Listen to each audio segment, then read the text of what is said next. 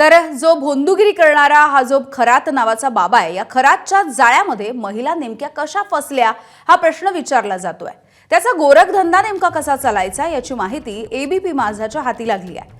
आपल्या अडचणी घेऊन येणाऱ्या लोकांवरती, खास करून महिलांवरती खरात आपला प्रभाव पाडायचा आणि आपल्या बोलण्यानं हा प्रभाव टाकायचा।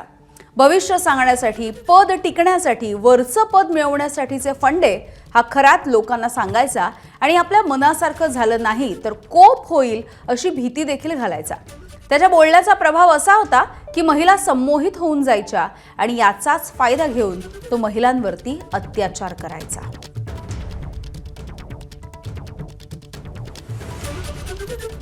त्यामुळे कशा पद्धतीनं या महिला भोंदू बाबा खरातच्या जाळ्यामध्ये फसल्या हे सध्या समोर येताना दिसतंय।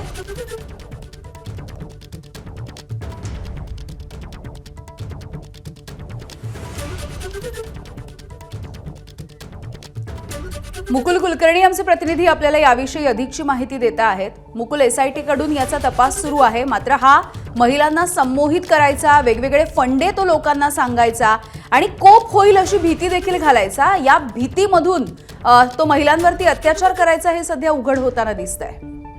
बरोबर आहे। त्याच्या विरोधात जी फिर्याद दाखल करण्यात आलेली आहे त्या फिर्यादीमध्ये देखील त्या महिलेने याच संदर्भातल्या गोष्टींचा अंतर्भाव केलेला आहे। तो विश्वास संपादन करायचा, काही या आधी त्यांच्या आयुष्यामध्ये घडलेले एक दोन प्रसंग देखील तो सांगायचा आणि त्यानुसार त्या महिलेवर, त्या व्यक्तीवर त्याचा विश्वास बसायचा आणि मी जे सांगतोय ते तुम्ही करत जा, मी जे सांगतोय ते जर तुम्ही केलं नाही, वेगळं जर तुम्ही काही केलं तर त्याचे अनिष्ट परिणाम होऊ शकतात। मग तो दैवी कोप असू शकतो किंवा इतर पद्धतीने त्याच्यावर, त्या महिलांवर भीती घातली जायची आणि त्याला हवं तसं त्याच्या मनासारखं तो त्या महिलांकडून वागवून घेत होता, असं आता पोलीस तपासामध्ये निष्पन्न होत आहे आणि त्या दृष्टीने आता पुढील तपास केला जात आहे। मात्र लोकांना संमोहित करणं, त्यांच्यावर प्रभाव टाकणं, त्यांच्यावर दमदाटी करणं आणि एक प्रकारचं स्वतःभोवती त्याने आपलं वलय निर्माण केलेलं होतं, जेणेकरून त्याच्याशी मोठमोठे राजकीय नेते संपर्कामध्ये होते, वरिष्ठ अधिकारी संपर्कामध्ये होते किंवा काही सेलिब्रिटी देखील त्याच्या संपर्कात असल्याचा तो भासवायचा